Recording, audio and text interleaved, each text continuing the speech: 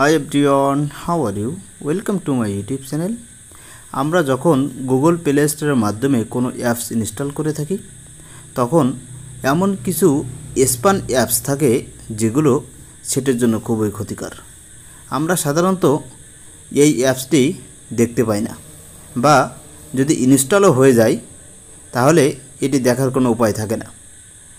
এটি স্প্যাম অবস্থায় থাকে এবং এই অ্যাপসগুলো আপনার ফোনের সমস্ত ইনফরমেশনগুলো ট্র্যাকিং করে নিতে পারে, বা তারা নিয়ে অন্য কোনো পার্টির কাছে দিতে পারে।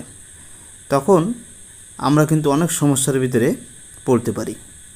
আমরা চেক করতে পারি এ ধরনের কোনো স্প্যাম অ্যাপস আমাদের মোবাইলে আছে কিনা।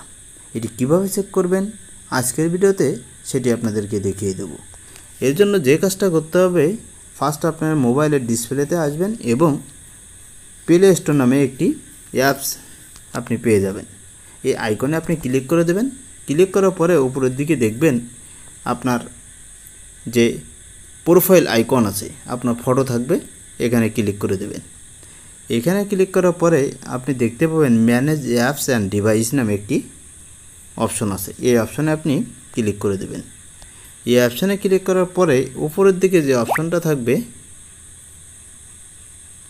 এই অপশনে অ্যাপস ফাউন্ড প্রোটেক্ট স্ক্যান্ড একটি অপশন আছে। নিচের দিকে এই অপশনে ক্লিক করে দিন। ক্লিক করার পরে এখানে কিন্তু এরকম কোনো স্প্যাম অ্যাপস নাই। দেন আপনি স্ক্যান যে অপশনটা আছে, এই অপশনে ক্লিক করে স্ক্যান করে ফেলেন। অর্থাৎ আপনার মোবাইল কিন্তু আপনি এভাবে সেভ রাখতে পারেন। এখন স্ক্যানটা রানিং আছে। যখন রানিংটা কমপ্লিট হবে ঠিক এরকম ইন্টারফেস শো করবে। Thank you all. আল্লাহ হাফেজ।